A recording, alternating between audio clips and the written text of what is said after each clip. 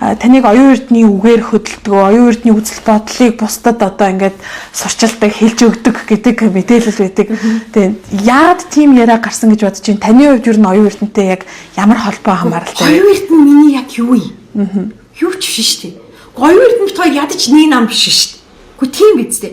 Би оюун эрдэнэтэй хүний урманд энэ чуулганд ч гар барьж үзээгүй шүү дээ.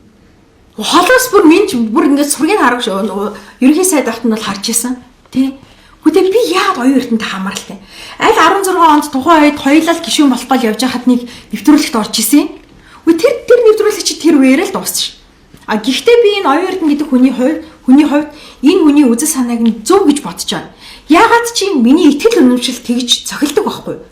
Энэ хүн энэ хугацаанд энэ манай Монгол ардын нам ингэж дангаараа байгаад бол хизээч энэ улс их орныг нар үзүүлэхгүй байна гэдгийг мэдэрсэн хүний хувьд энэ олон намын төлөөллийг улсын их хурлд оруулж ирэх нь зөв юм байна гэдэг зүйлийн араас өөрөө зөндөө явж гал өөрчтэй галт шатаж хүмүүс зүсэж явж иж энийг би болгосон болов гэж. Тэгээ энэ хүн хэрвээ ийм нөхцөл боломжийг бүрдүүлэх бол над чиг ийм тэний шударга амтад орж ирээд өнөөдөр эднэрийн энэ хулгай яаж ханцуунтай хормоо хотлоороо завхаарч наймаалцдаг юм хинч ярихгүй ш.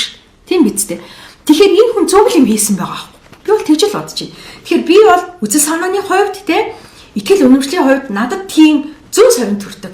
Энэ оюун эрдэнэ гэдэг хүн зөв юм хийж байгаа гэж боддог.